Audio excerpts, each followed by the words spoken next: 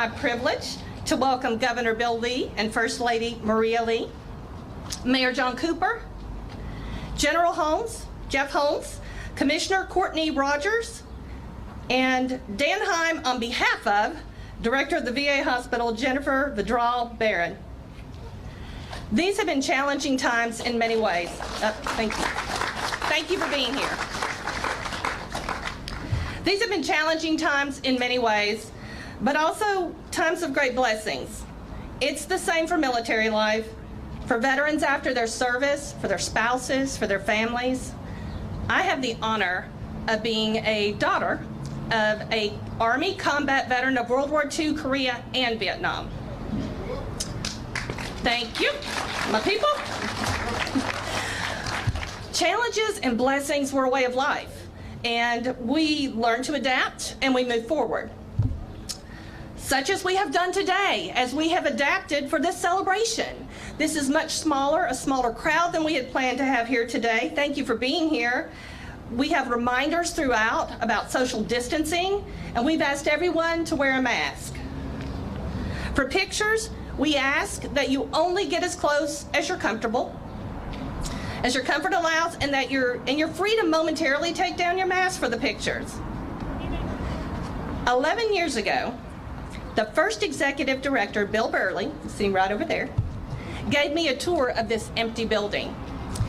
And he shared with me what his vision was, or what this facility could mean for our veterans. And although that vision has evolved over the years, today we cut the ribbon on the first phase of a new strategic direction for this agency. While we remain committed to those experiencing homelessness and challenges, we also embrace a new generation of veterans who need career assistance, access to their benefits, and connections to other veterans, as well as a place to go and feel welcome. This Welcome Center was designed with many points of entry, many resources and partners inside to accommodate just that. As a board of directors, we have spent years garnering the resources, vetting strategy, and providing guidance. However, the leadership of this agency is phenomenal. So I would like to recognize the outstanding CEO, John Crenson,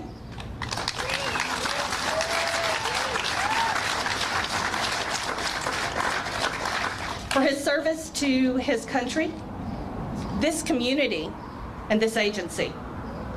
Likewise, the building as you see it today would not exist without our COO, Eden Murray.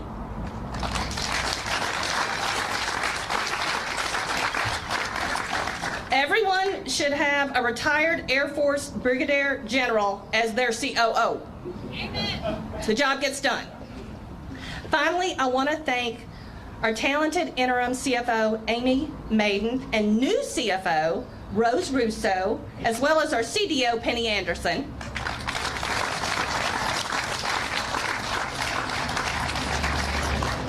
Together, this team makes serving on the board of directors a dream volunteer job.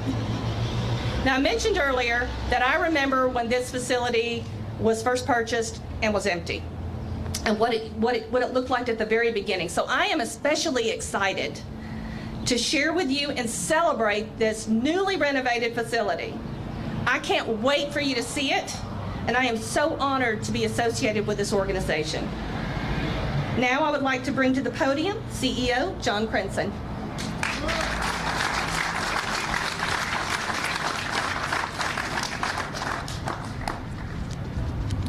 Well, good morning. And thank you, Diane. We so appreciate your passion and the leadership that you're bringing in her first 6 months of her first year as our board president. So, Diane, thank you very much. And thank you, Governor Lee, First Lady, Mayor Cooper, Major General Holmes, Commissioner Rogers, and Diana Heim. On behalf of Director Vidral Barron, we appreciate your presence here with us today. I believe, at least for this part of our community, this is the first event of its type since about March or so, and so we are very excited that we can be part of something like this. I mean, it's a beautiful day. It's a beautiful day, and it's a beautiful thing that we have something to celebrate amidst all the challenges that we face, both with pandemics, social introspection, and all those sorts of things. So folks who know me know that I'm an Army vet, and there's a certain way I like to start events that are positive and uplifting and frankly hoo-ah, and that is with using the term hoo-ah. So if you've never heard the term hoo-ah, or you're a Marine and you mispronounce it oorah, we'll excuse that, but I want everybody on the count of three who want to join me in a big, big hoo-ah for this beautiful celebration we get to do today. Here we go. 1, 2, 3. Hoo-ah. All right, we'll accept that because it's hot. We won't do it 3 more times like I usually do. All right, terrific. I also want to thank the people who've made this event today. It's the boots on the ground that is the make or break execution of any plan that we can plan all day long. So for those who've played a part in setting tents up and chairs up and plants out and ribbons up and invitations and registrations and valet, a lot of you are probably already standing. I want you to raise your hands to be recognized by our guests here that are with us today. And let's thank them for their hard work.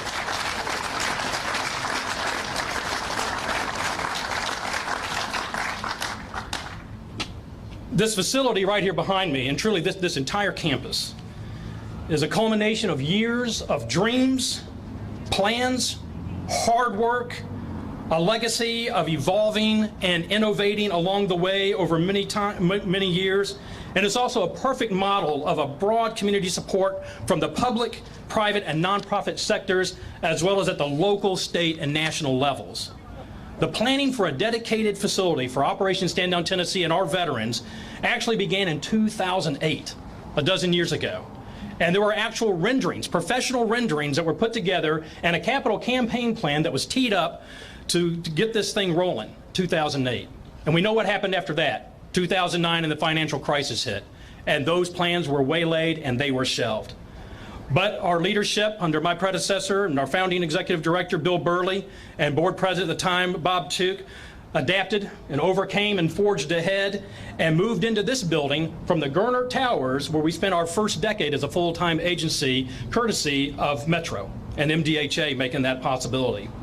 We moved in here in 2009. We bought the building with the great help of Pete Stringer, the First Tennessee at that time, the only banker who had touched this project, and we moved in. Bought the building in 2014.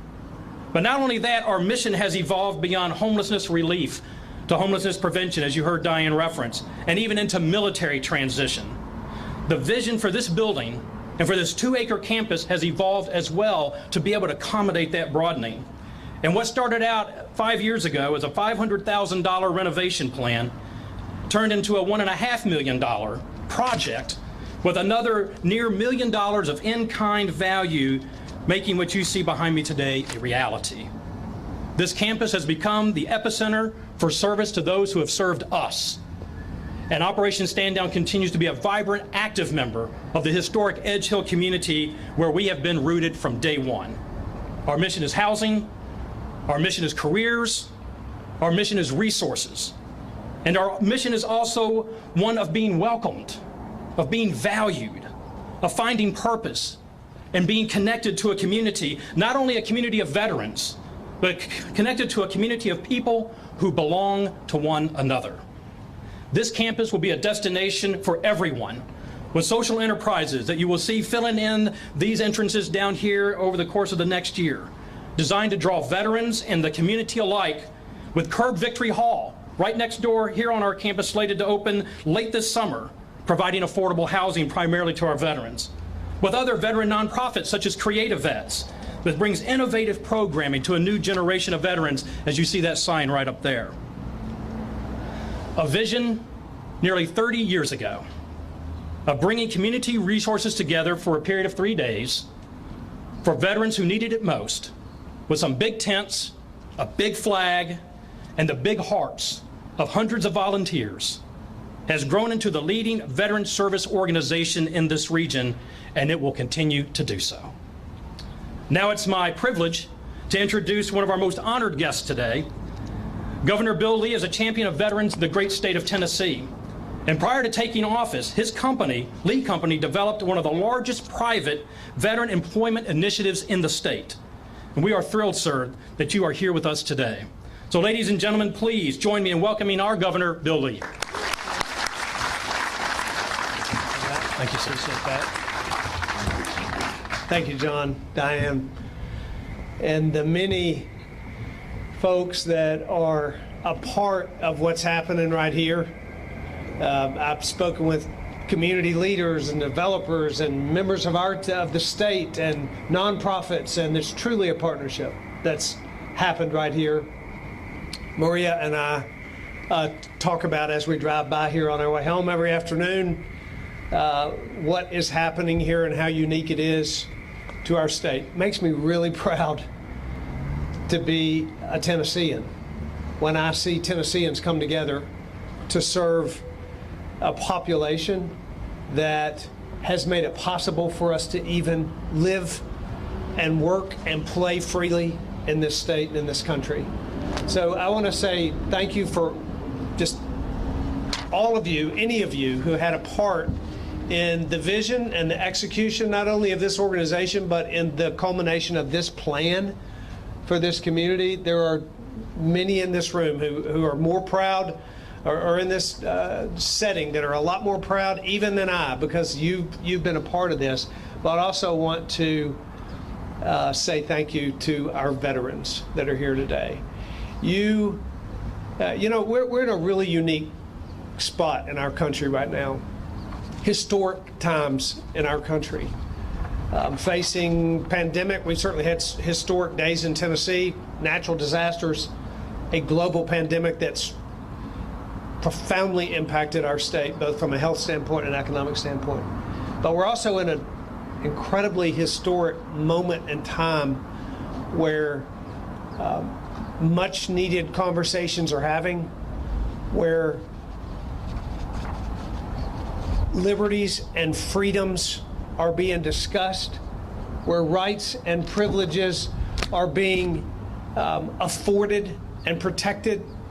And I say all of that because we are very fortunate to live in the country that we live in and to have the ability to exercise our voices, but to do so freely and protected. We're very fortunate in this country to be that. I think we all know that, but there's only one reason that we can be that, and that's because of veterans who have sacrificed, put their lives on the line, fought, died, decade after decade and generation after generation in this country to make sure that we live in the land of the free and the home of the brave. And we owe a great deal of gratitude to every single veteran, not only that are here, but the ones that will be served in this place. Those that have served every single one of us, made it possible for us to live in this great nation. We're proud at the state, Commissioner Rogers, the work that our Department of Veteran Services does, our Department of Housing Development. We're proud at the state to partner, but this is really not about a state effort right here. This is about a community effort. People have recognized that the men and women who have served us may fall on difficult times. Right now, I think there are 14,000 unemployed veterans in the state of Tennessee who are in need of services and who are in need of support and who are in need of encouragement, just like every single one of us is at some point in our life. So thank you. Thank you for fulfilling and seeing this vision to its end. Thank you for making sure that those who are and should be the most highly respected citizens in our community, those who have served our country in armed service and protected and made it possible for us to live the life we do. Thank you for what you're doing for them. I have the privilege too to ask Mayor Cooper to come up and say a few words. We have, over the last 3 or 4 months, had an occasion to be more engaged than ever in making sure that Nashville and Tennessee serves its people, works together for the good of our communities, all of the people that live in our communities. And I'm honored to do that again today with you. So, Mayor Cooper, thank you.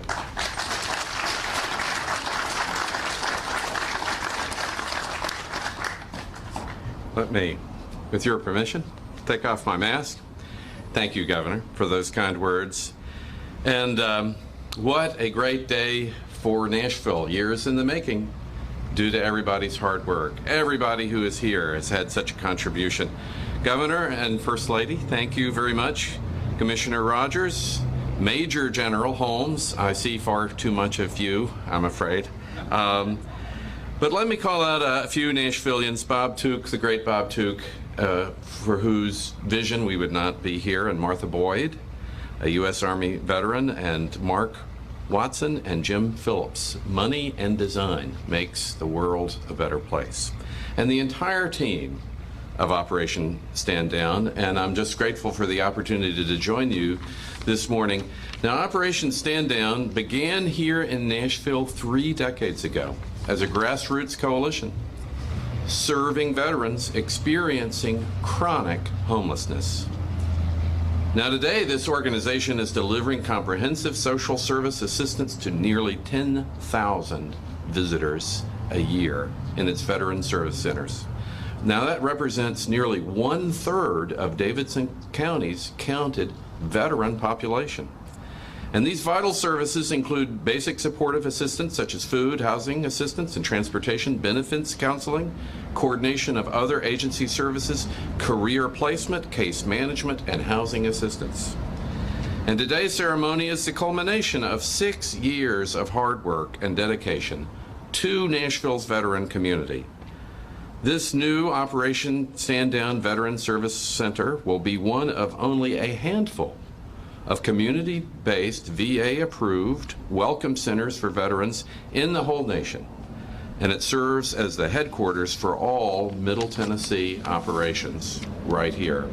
Now, as our region's primary nonprofit resource for those who have served their country with honor, this fabulous new space will help Operation Stand Down better serve our diverse veteran community with an equally diverse set of services.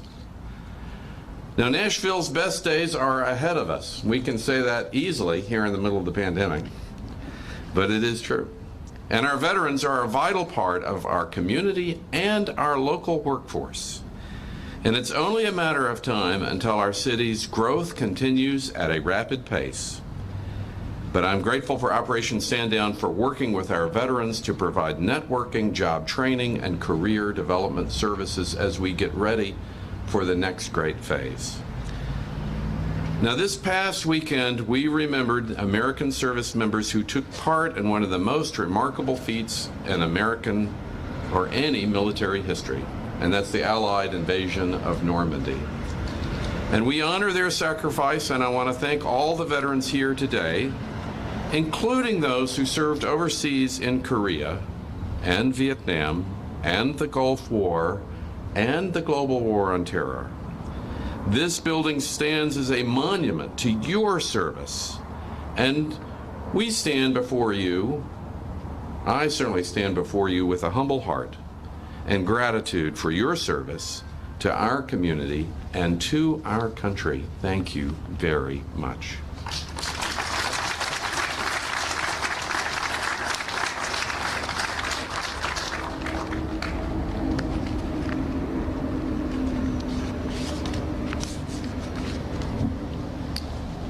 Just very quickly before we move on to the big celebration and cutting the ribbon, I want to recognize our founders, particularly John Fergus and Nancy Moore. Will you and other founding members of our first Stand Down event please raise your hands or stand up and identify yourselves so we can thank you?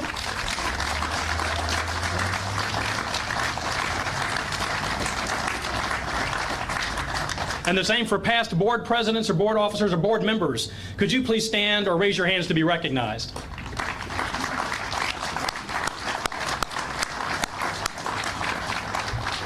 And then finally, I want to recognize our Operation Stand Down team and family. Our Chief Operating Officer, Eden Murray, says this building will be as professional as the services we offer. And she's worked hard to make it so with blood, sweat, and tears, though I think it was the blood of Tim Pearsall, sweat of Charles Plotz, and the tears of ESA and Southland Constructors, particularly Mark Watson over here. But we've made it happen. And this building is about to be filled with professionals who deliver those services to the veterans who so professionally have served us. I'm so humbled and honored to serve alongside them. Team Operation Stand Down Tennessee, please stand up or raise your hands and be recognized. Cool.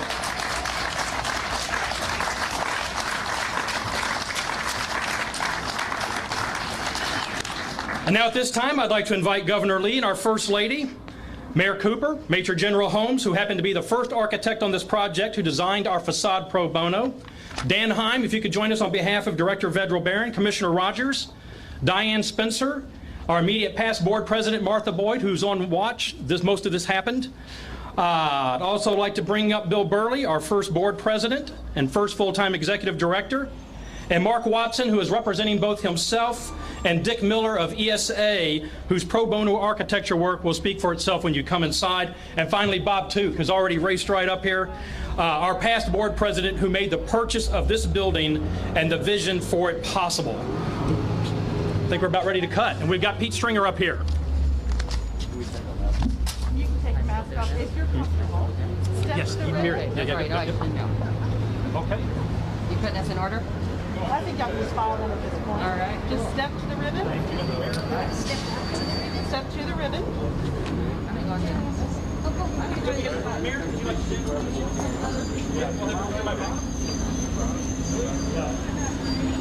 And if y'all can hold the ribbon, it'll make it easier to cut.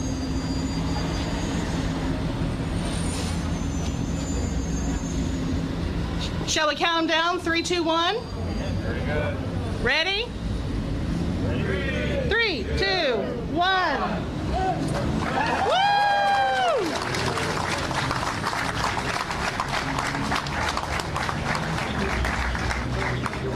Thank you all. We invite you to come in through our main doors here or through our side doors here. Our reception begins in the community room.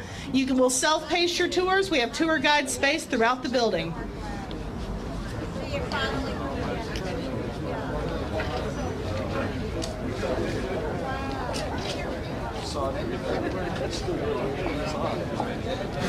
This